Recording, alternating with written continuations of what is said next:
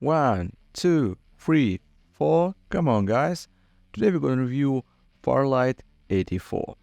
Farlight 84 is an all-new Battle Royale game that has been released on mobile and PC. But is it making inroads into the genre?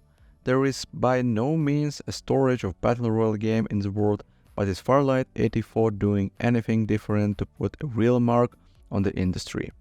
With this review in hand, learning everything know about the title and answer the all-important questions. Is Farlight 84 a good game? It's mostly a subjective debate, as one means trash can be another means treasure, but we're interested to look beyond basic options on Farlight 84. We're taking a close look at the game's mechanic, features and stability in this Farlight 84 review. I've got burning question about the games and look no future in this review.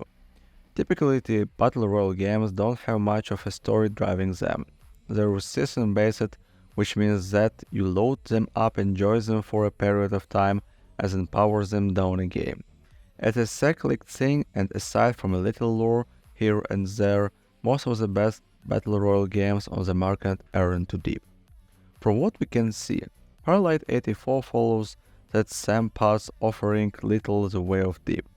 There is little information to gather about the various hero-like characters featured in the game, but for the most part it's meaningless entertainment with no complexity.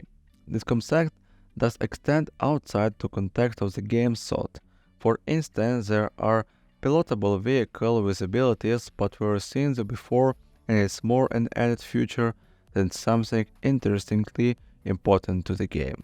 From what we can see, Farlight 84 follows that same path, offering little the way of deep. Many of the game characters seems almost recognizable even if you've never seen them before. There are plenty of similarities between Farlight 84 and games like Overwatch, Fortnite and Apex Legends when it comes to character design, which has caused many of the characters to already feel unoriginally. In fact, one reviewer named Farlight 84 Apex Legends for kids. There is some unique feature in Farlight 84, such as ability to build up your shields. In Warzone, Fortnite and Apex Legends, players can build up their shield with physical items, but in Farlight 84, players must traverse the map and collect XP that builds up their shield over time. There is an original respawn feature that effectively sees Farlight's players infinitely respawn during the early stage of a match, but it gets more complex over time. In terms of combat, Farlight 84 doesn't really offer up anything very substantial. It isn't going to blow your mind, particularly if you're playing on mobile, and it really isn't anything that we haven't already seen as a gamers. It's funny, Apex Legends Mobile was cancelled by Electronic Arts, but if I didn't happen, then Farlight 84 probably wouldn't have any players whatsoever. There are quite a few people playing Farlight 84, but that's likely because it's quite new and poses a free-to-play operation model.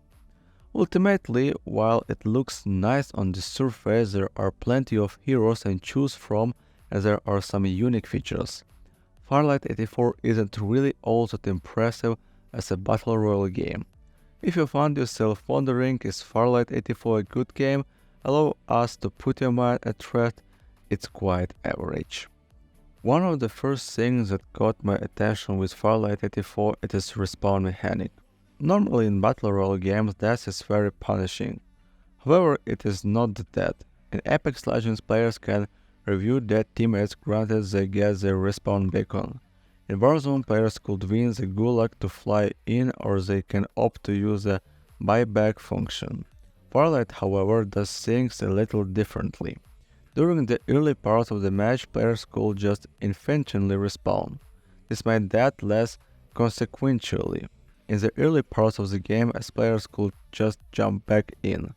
Of course, eventually respawns become unavailable. Reviewing teammates was still possible, but it wasn't as fast as just pressing a button and flying back in. Another gameplay feature that caught my attention was a drivable vehicle. There is a wide variety of vehicles players can ride, ranging from cars to robots. Players can use their vehicle to quickly go from one place to another. However, some vehicles have another function. Most, if not all of the vehicles have weapon attached to them. This includes rocket launchers, mechanic guns, and more. It's also an easy way to deal some damage to enemies. Also, not everyone really takes advantage of this.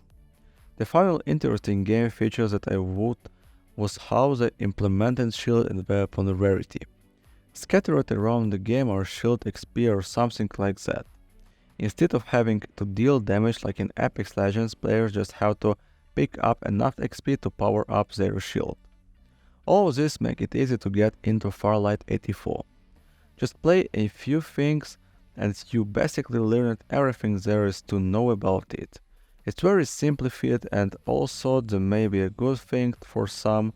It's one of these game's many weaknesses and problems.